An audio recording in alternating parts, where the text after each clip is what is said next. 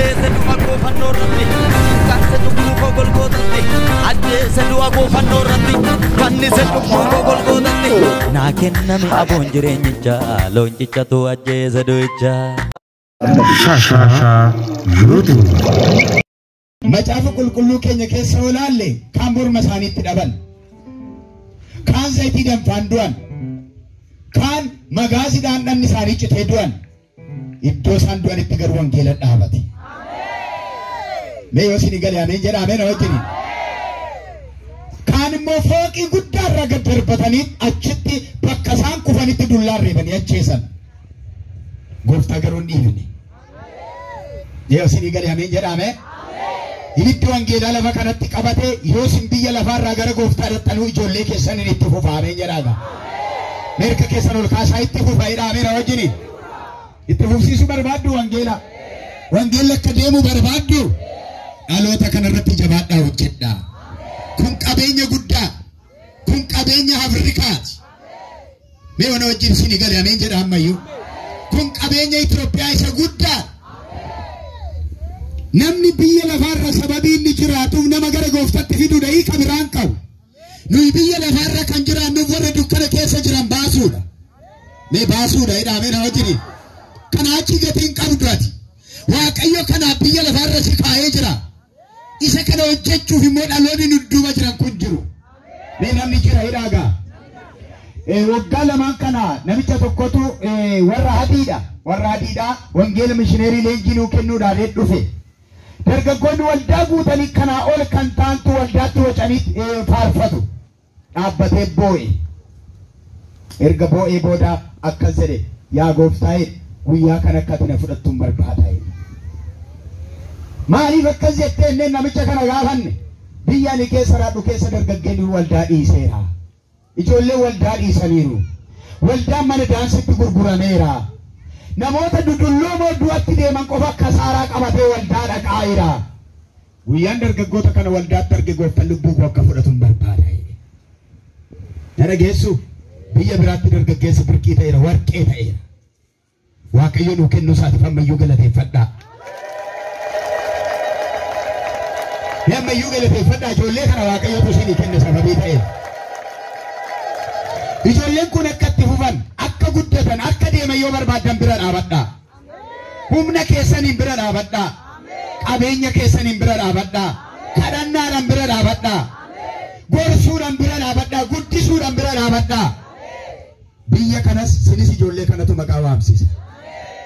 Mee ameeruma jedha ameera wajjin ammayyuu. Isa kan amma kana dubbadheen sagalee waaqayyoo wajjin baranna. Xinnoo ishii ganama kana yeroo ganama sin jedhamu waaree booda ta'eera waan xiqqoo ishiin dubbadha dubbii waaqayyoo.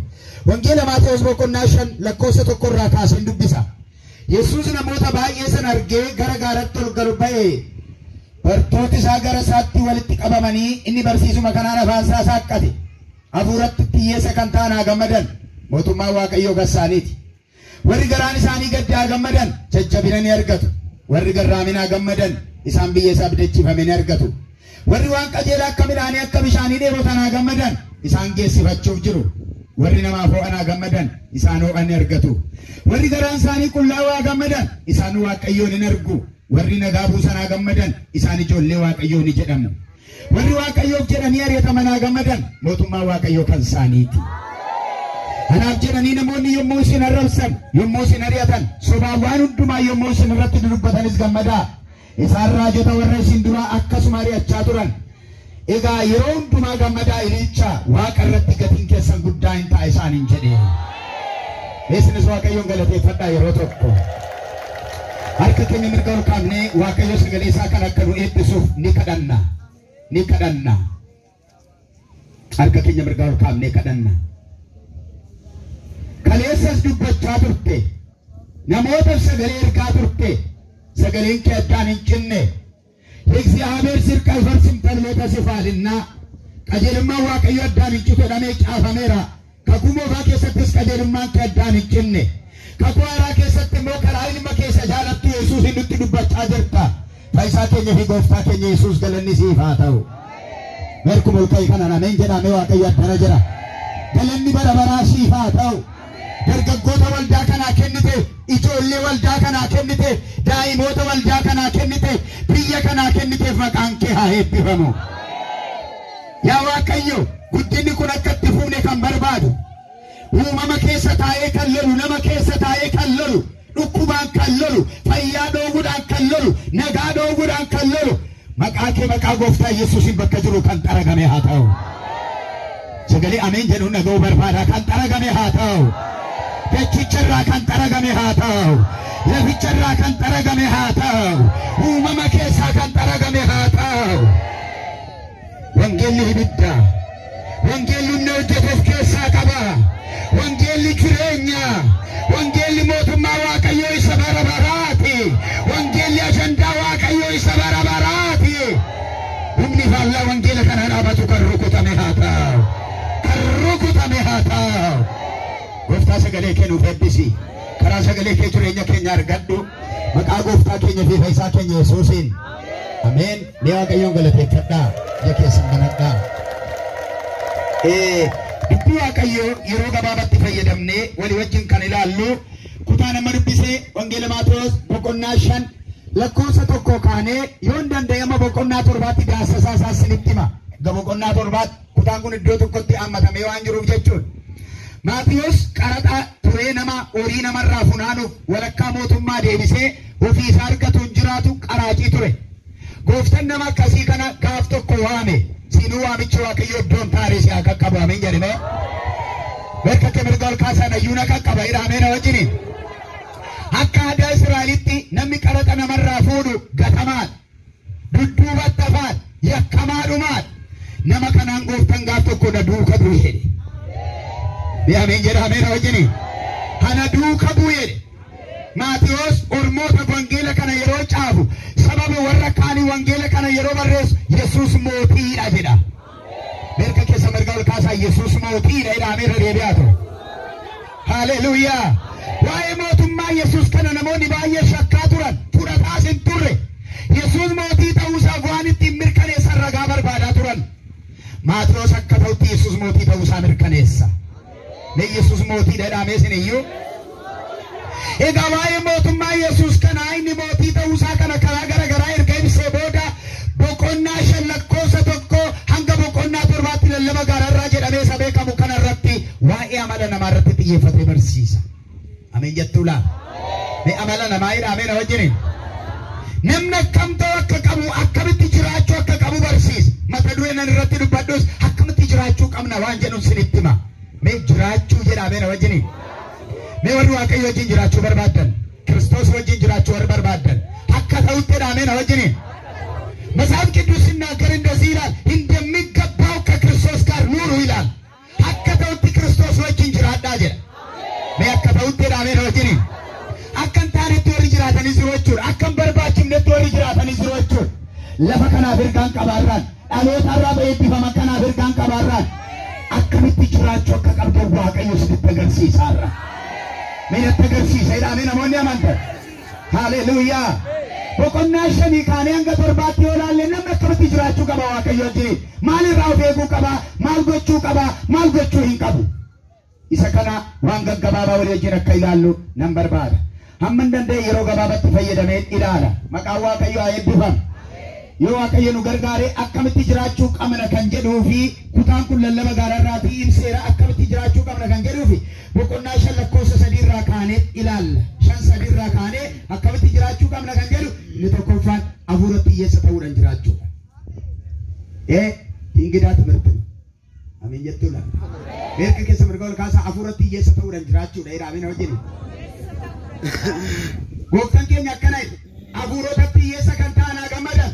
Isaan maali? Isaan maali? Achirraan ilaalaa kan maxaafarraan ilaalaa. Hafuuratti hiyyeessa kan ta'an haa gammadan. የእግዚአብሔር መንግስት የእነሱ ናትና። mootummaa Waaqayyo akkam kee ta'uu barbaadda? Hafuuratti hiyyeessa ta'uurraa jalqaba. Amma isiniin galu maal jechuu barbaade namichi kun? Hafuuratti hiyyeessa ta'uu jechuun maal jechuun? Bitaa namatti gala. Gooftaan garuu warra inni filatu, warra inni wajjin ta'u, warra hafuuratti hiyyeessa ta'an. Ameen jedhaaga. Hafuuratti hiyyeessa ta'uu maalinni? maalinni namni hubachuu qaba namni beekuu qaba. Waaqayyo har'a ergaa isinii qabadheera suutuma na dhaggeeffadhaa. Afaan Amaariffaa isaarraa hafuuratti warra gad of deebisan jedha. ራሳችሁን ዝቅ ያድርጉ ይደሰቱ የእግዚአብሔር መንግሥት የእነሱ ናትና ይላል አፋን አማርኛ ወርቅ አብዳን ወረገ ዶግዶኒ ሰንጀራ አሜን ወጅኒ አከምት ጅራችሁ ቀምነሬ አፉረት የሰተው ጀቹን መታው ፊት ዋ ጎደኒ ፉለ ዋቀዮት ዲያቾቹን ፈይነ ከኛ ዋን ጎደነ እንቀምኑ ፈይነ ከኛ ዋን መታ ከኛ ረት ለለኝ እንቀምኑ ፈይነ ከኛ ፈኖ ረት ዱዌ ጅሬኛ ከኛ ረት ከነጀቴ ልማ ዋቀዮት ነይልማ ዋቀዮት ዳሜ ሰገሌ ነገሲሳቶ duwwaadhaani anumaan qabu dandeettiin qabu anumnan qabu beekumsan qabu humni koosii dandeettiin koosii beekumsi koosii warradaan warra fuuratti hiyyeessa ta'anii mootummaa waaqayyoo isaanii kennameera. Yeroo ergaan kun caafamu namoonni tokko tokko kan akka Yihuudootaa kan akka Farisootaa kan akka Yibuusotaa akka jedhanii of yaadu waan baay'ee barataniif nuyi jabaadha nuyi guddaadha nuyi beekadha nuyi hayyuudha jedhanii of yaadu. Kalkuleetii isaanitti of yaadan seeroodhaan baay'isee waaqayyo warra mandara keessatti gataman warri namaa bira darbe warra firaan gataman warra haalan gataman mandara isaanii seenee waaqayyo ameen jedhaaga warra haadhaan gataman warra naannummaan gataman warra biyyaan gataman mana isaanii dhaqee salaam lazzifeeti huunaalee ameen jedhaaga warra akkasii barbaada mandara kana keessaa amma warra akkasii barbaadanu gidduudhaan amma warra akkasii harkisaa diriiree jira ameen jettaalaadha warra dandeettiin qabu handuwwaadha irreega koo sittan shallagadhe namummaa koo sittan dhiise warra jiran waaqayyo iddoo akkasitti argama mee waaqayyo achitti argama jedhamee na wajjiniin hafuuratti hiyyeessa ta'achuun gad of deebisanii fuula waaqayyotti dhiyaachuu jechuudha mee gad of deebisanii jedhamee na wajjiniin jirtuuyi Biori jirtan jirra jedhamee na wajjiniin har'a nama meeqa jireenya kiristaanummaa gad of deebisee jiraata nama meeqa gooftaa keessa dhokatee jiraata nama meeqa jireenyi isaa gooftaa keessa dhokatee jira namoota baay'ee bakka itti qilleensi dha'ee fixaa jira lafarraa ergaan sii qaba gooftaa keessa dhokadhu achitti jireenya qabda sagalee ol ka'e nameen jedha maqaa Yesuusiin ammas irra deebi'een ergaa kana dubbadhu gooftaa keessa dhokadhu achitti jireenya qabda halatti qoorisiin dhahin halatti waan biraan irreebamin oduun irreebamin qilleessan irreebamin gooftaa keessa dhokadhu inni mana keessa bara baraati mee Yesuus mana koo isa bara baraati jedhamee namoonni amantan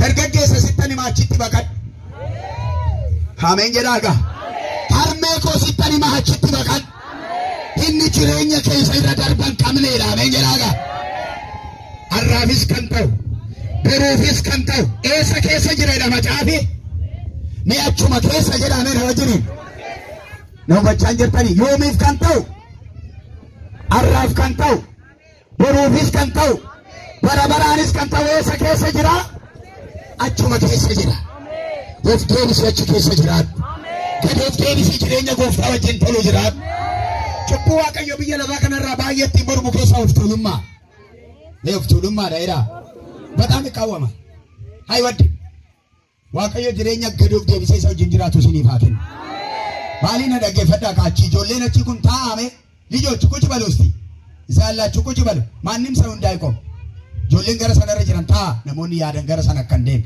taa'aa jedhe ijoolleen gara sana jirtan namni yoo kufee jiraate yoo hafuurramaan kuffises yoo inni gara garaa kuffise boodan kadhanna hin deemu isaan fayyaa amma garuu achi dhaggeeffadhaa ergaan sinii qabaan sinitti waceesin iyyisiiseen deemu gooftaa keessa garuu akka jiraattan nan barbaada mee gooftaa keessa jedhamee na wajjini cubbuu waaqayyo ittiin mormuuf tolummaa dhadheera hin jibba waaqayyo mee hin jibba jedhamee na wajjini maal jibba waaqayyo olof qabu of tolummaa ana jira ana malee homtuu hin jiru ana malee namni biraan jiru namoonni tokko tokko adoon jiraachuu baadhee bartaa gilaallaa hin jirtu waaqayyo jira bakka warra dadhabaasa mee jira jedhamee na wajjini kanaaf ergaan sinii qabaan jireenya gad of deebisee jiraachuudhaan waaqayyo wajjin jiraanna warra gad of deebisanii waaqayyo maal dabala hayyaana dabala warra gad of qabanii garuu waaqayyo gad isaan darbata warra gad of deebisaniif garuu baay'eeqan በእነሱ ላይ ጸጋው ይጨምራል አሜን ይላል በአያኒ ነረት dabala አሜን ወጅኒ hayyaanni sirratti akka dabaloo barbaade baay'ee waan soofteemiti baay'ee waan kadhannaa galteemiti baay'ee waan gad of deebisee jireenya gooftaan barbaadu jiraatteef hayyaanni jireenya kee irratti dabala jedhaaga. Mi ayyaana Waaqayyo jedha irra deebi'aa ture. Waaqayyo kana nurraa barbaada. Yoon qabxiinsa bal'aadha yeroo dheeraa irra ture nan oofu. Hafuuratti maal ta'uudhaan jedhe? Mee hiyyeessa hiraame? Mataa ofii duwwaa godhanii gooftatti dhiyaachuudhaan nuti namoota firdiin nu barbaachisu du'i nu barbaachisu ture. Karaa isaa garuu baraaramneerra. Hafuuratti hiyyeessa hin taane taanaan gooftaa arguu hin dandeenyu. Hafuuratti hiyyeessa ta'uun sodaataa ija laafessa jechuu miti. Hafuuratti hiyyeessa ta'uu jechuun fuula gooftatti gad of deebisanii jireenya inni barbaadu jiraachuu jechuudha. Mee jireenya inni barbaadoodhaa? Waaqayyo nu haa gargaaru. Lammaffaa irratti akkamitti jiraachuu qabna kan jedhu lakkoofsa 4 irraa warra garaan isaanii gadde ta'uudhaan jiraachuu. Warri garaan isaanii gadde maal haa ta'an? Namni gaddee akkamitti gamada? Min maalatu no? Indeet iddeessataan? Eekkoo leelaan isaan no amiin jettuu laa?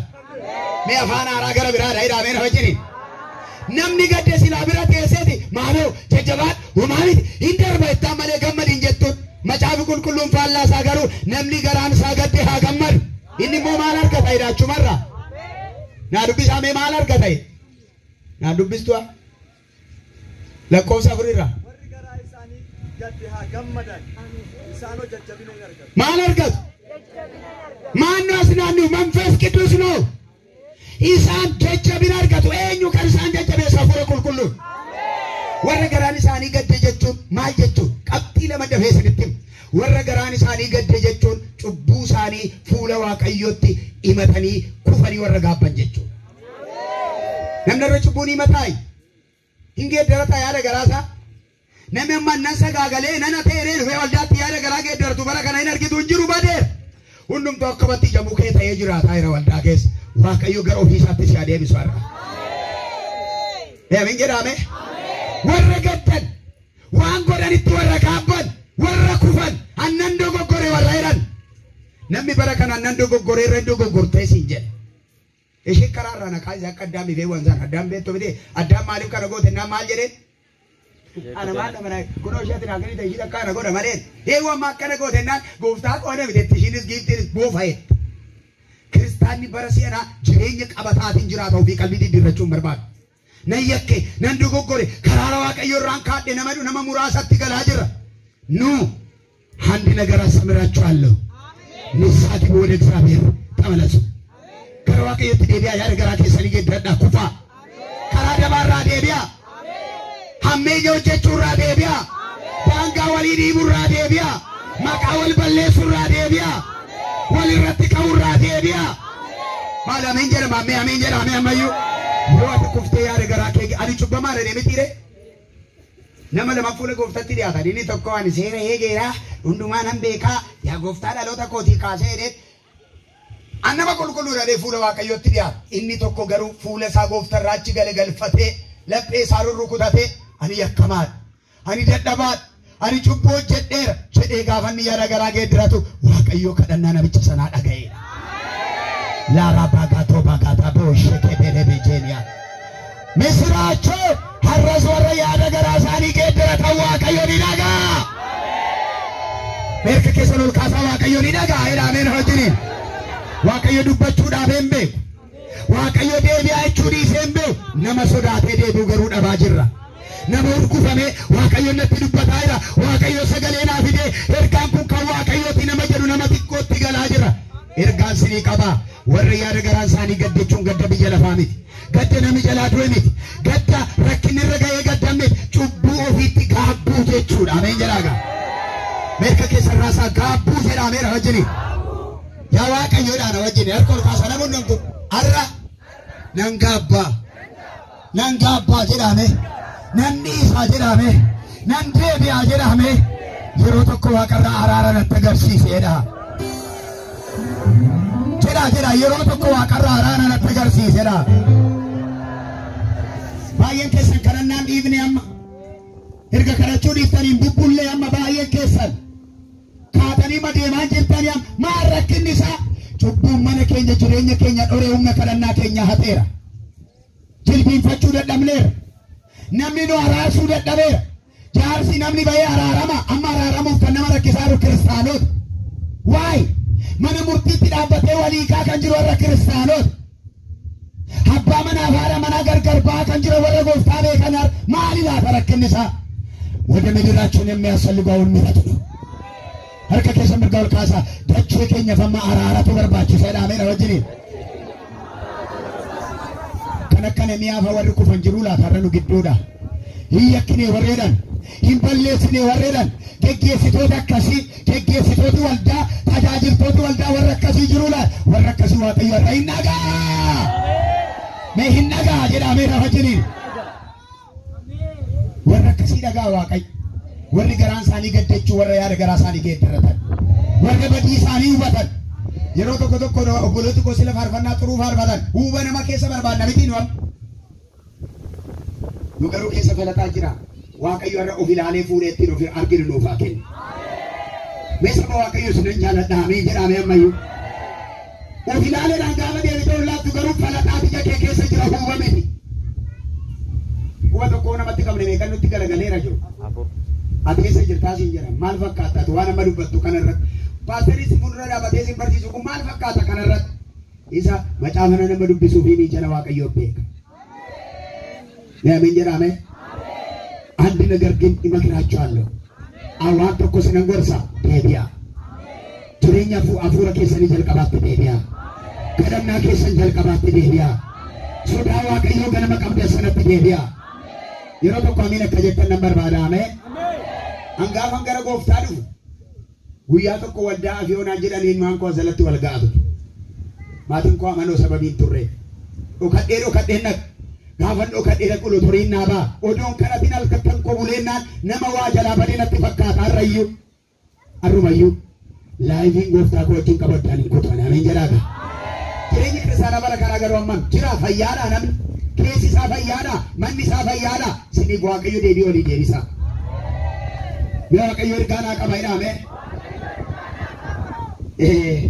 sadaffaan lakkoofsa 5 irraa jireenya garraamummaa jiraachuu akkamitti jiraachuu qabna kan jedhu nama sibukkee harka isaadhaa qabi jireenya garraamummaa jiraadhu jedhi warri garraamonni immoo maal haa ta'an jedhe meechirra lakkoofsa 5 irraa naa dubbisi nama namaaloo warri garraamonni haa gammadan isaanoo biyya isaan abdachiifame in argatu tillik barakat ነው warri maaliin haa gammadan garraamota jechuun maal jechuudha garraamiin kan akkamiiti jireenyi garraamummaa akkamitti dhufa warri garraamonni lafa dhaalu garraamummaan eebba Maatiyos 11:29 irraa anarraa baradhaa ani garraamii fi kanan gad of deebisee gooftan mataa isaa maal garraamiin kun isin gallam nama qaruutee ta'ee dhufeera bishaala kootu fuula waaqayyotti bishaalan ta'anii garraamii ta'e kadhannaa garraamummaa kadhadhu waan jechoota mimmiidhagsitee kadhattee baa waaqayyo si dhaga'u sitti fakkaata miti tokko amma ingiliffaaffaa kadhata inni kooka hundumaan nagaa waan makkatti waan kadhatte si dhaga'u sitti fakkaata kottaa sinittan hima garraamummaatti deebi'a garraamummaa jechuun gabaabatti maal jechuudha abaluu narra caaladhanii lakkaa'u mee narra caala hidhaamee na wajjini narra guddaadha hidhaamee na wajjini hin jedha namni isa kan hin jedha haati baluu na caalti hin jettu sinam abbaan baluu na caala maal abbaan hiitti na caalti eessaa na caala nan caala maleera hundumtu akka caaltoo barbaaddee gad of deebisi nama ofirra caalchisi ameen jedhaa gaafa mee gad of deebisee ofirra caalchisa hidhaamee na wajjini waan gooftaan godhe argitan miti maal godhe fooxaa fudhatee luka bartootaa isayyuu baadiyyaaf magaalaa keessa jooraa ooluu luki isaanii namatti tolu fooxaa fudhatee inni qaluqa isaanii har'a luka yeroo niqu seera kanammoo yeroon sinii dhaabudhattiin jedhe Pheexroosi xinnoo duuka buutota 12 keessaa hin jarjara waan ta'eef gooftaa erga goote immoo dhanna koo muluu dhiqi gaa'e maal koo muluu dhiqi dhaglaan lama saala qallaqii lafa kaayee homaan hambisiin jedhe har'a kanan dhufeef luka inni qaani'e erga dhuqee booda fooxaadhaan waan luka namaa dhiqaayii isu aምላክ እኮ ነው ከጌታ ምንድን ነው የምንማረው ማልበረና ጅሬኛ ጎፍተራ the life of Christ ኢየሱስ ራ ማልበረት ከነራን አርግተን በርቶታ ገሪት ገዶፍ ዴቪስ እኒ ዋቀራዱ ስላሉ ከየኙ ዲካፍ አማ የሮ tokko የሮ ተያጀለ ደምኑ ነናን ሉካስ ኒዲና የሮ ዳን ስላየኙ ዲኩ ቀበቱ ኑዲኩ ቀባ ጉዲ ጌሰ Inni samiidhaa dhufee luka namaa riqe ka. Dhaggeeffataa koottaa namoota ofirra caalchifnee lakkoofna. Waaqayyo ayyaana dhuma qabne nurratti dabala. Ameen jedhaa kana wajjiniin. Ilma abbaan gabatee tolchuudhanii Yesuusin kaballaa yeroo laqan ani waaqarraan dhufe akkamitti akka naan jettu waa dubbateera. Waa jedheera. Caal. Goma inni gawwi. Abbaan kee Yoosef. Caal waan takkitti qofa isaanii deebise. Ati mootiidhaaf hin jettan na sinuu jettan jedheen. Isa yoo eenyu jedhee sintu jedhee. Ay Yesuus. Namni jireenya Yesuus irraa baratu karaa dheeraa deema. Biyya kana biyya callee ameen jedha ameen wajjini. Amma sirra deebi'ee dubbadha namni jireenya Yesuus irraa baratu karaa dheeraa deema. Eeshi fannootti immoo ol baasaniit harka tokko asii. Bismaara tokko kana keessa tokko kana keessa. Koodii guyyaana naa farsi yoo fuudhee lafa kaayoo maali. Bismaara tokko asiin fuudhanii waxxaranii luka isaatti bismaara godhaniiti fannoo irratti ol baasanii yaa abbaa waan godhan hin beekan isaanii dhiisi. Sila fannoo irra taa'e qooyi asumaan guyyaa sadi booda ka'ee xaglaallaa kee biyyee nyaachisaa dha nama ta'e. Inni garuu የሚያደርጉትን አያውቁምና ይቅር በላቸው። የሕይወት የምንማረው ከጌታ ነው። ከዶጌምሱ ከንበረን ጎፍተራይ ከራሙማ ጎፍተራ በረና አሜን ጀራጋ Ingootuusin kana odoo akkana sin godhaniam ingootuusin anarraa immoo baradhaa kamaan tamaaru kanee anarraa baradhaa jedhe gooftarraa immoo maal barna kunoo waan nama sinitti hime kanarraa barattaga. Ameen. Warri Roomaa bara amantoota darariyaa hariyaa turan sana isteediyeemii guddaa akka kanaatti ba'aniit amantootatti leenca beelessanii gaditti lakkisaniit dhanna isaanii yeroo leenci boccokee nyaatu luka walirra kaa'atanii taa'u. Namni dhiyaatu waan jedhamu akkana dhe. Yeroo isaan leenci dhanna isaa boccokee nyaachuu jalqabu afaan haaraa dubbachuu jalqabeedha macaafi. Akkana dheedha ani reefun duuka buutuu gooftaa ta'uu jalqabe jedha. እንደዚህ ነገር ይቻላል። በአሜን ጀራ አሜን። አሲዳን ሳኛተማ ይራ ቦጮቀማ ጅራ ወከዳን ሳይራ ኛተማ ጅሮቲ ዳን ሳገር ተከኑ ማጅራ ሰገኔ ሳውል ካሴ ከጀሪ ደጋሪቲ አኒ ሬፉን ዱከ ቡቱ ዱጋ ከን ጎፍታ ታየጀ አራሌ ጨረኛ ተማይ ጎፍታ ዳገሩ ኛተ ቡላ አንታ አለ አሜን ጀራጋ የመሰለ ምግብ ለጌታ ይሆናል አለ። እንደዚህ አይነት ጀግኖችም አሉ ለወንጌል ለወንጌል አብጀራ አሜን ሆጂኒ ገራሙ ማራዱ ፈጋጉን Ani sanyi warra balu ta'ote wangeelli singal. Qeen ko warra guddaadha ta'ote wangeelli singal. Ani warri ko sooressa ta'ote wangeelli singal. Isa achuma kaa'i ko gooftaa duukaa bu'i. Sagalee kaasa ameen jedha ameen hojii. Waaqayyo nu gargaaru ameen jedha. Inni arfaffaan qajeelummaa akka midhaanii fi bishaanii dheebochuudhaan jiraachuudha. Mee qajeelummaa jedha ameen hojii. Mee lafa kan harkaan qabaa.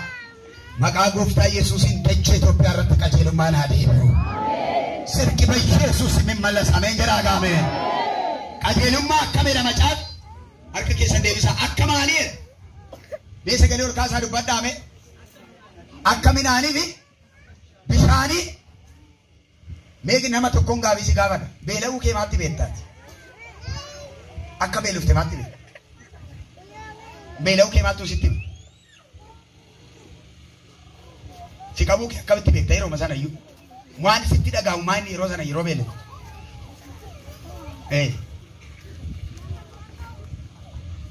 Hin dadhabaa nama tokko beela'ee namni akka wajjin haasa'u hin barbaadu naara. Namni soota akkatti dubbatu hin barbaadu. Abbaan manaa akkasii baasin kun namee as keessaa si. Abbaan manaa gaafa beela'ee dhufe fuulli sin badaa hin horiyaa hin dudubbataa waan nagaan haasa'u hin beela'e namichi biddeen itti kennaa inni.